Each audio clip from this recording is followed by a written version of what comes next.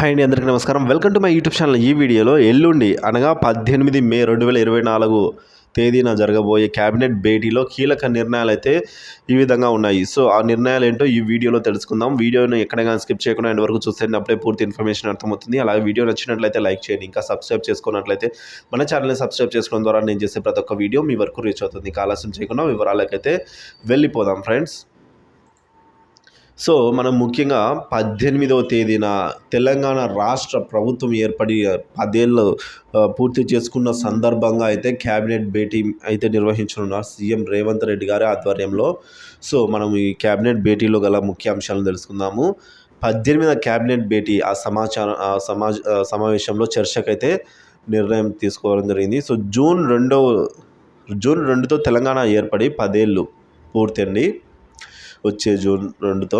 So మంత్రులు అధికారులతో CM సమావేశం.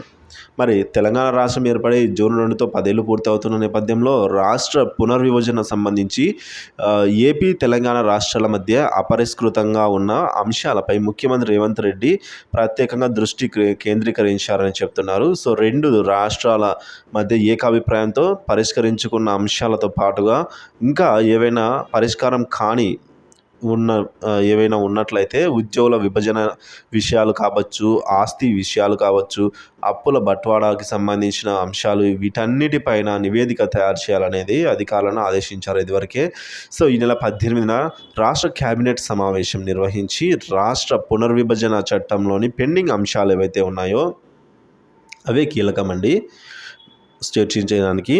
ఏపీలో ఇక పీఠముడిగా ఉన్న ధాన్యం కొనుగోళ్లు, వచ్చే ఖరీఫ్ పంటల ప్రణాళికపై కూడా అయితే చర్చించనున్నారు. సో మనం అతి ముఖ్యంగా చూసుకున్నట్లయితే రెండు తెలుగు రాష్ట్రాల మధ్య ఏకాభిప్రాయంతో పరిష్కరించుకున్న అంశాలతో పాటుగా ఇంకా అప్పుడు పరిష్కారం కాని అపరిష్కృతంగా ఉన్న ఏమైనా ఉన్నట్లయితే వాటిని పరిష్కరించడానికి, ప్లస్ రైతు రుణమాఫీ, ధాన్యం కొనుగోళ్లు, వచ్చే ఖరీఫ్ పంటల ప్రణాళిక, వీటిపై అతి ముఖ్యంగా అయితే క్యాబినెట్ భేటీలో చర్చ కొనసాగనుంది.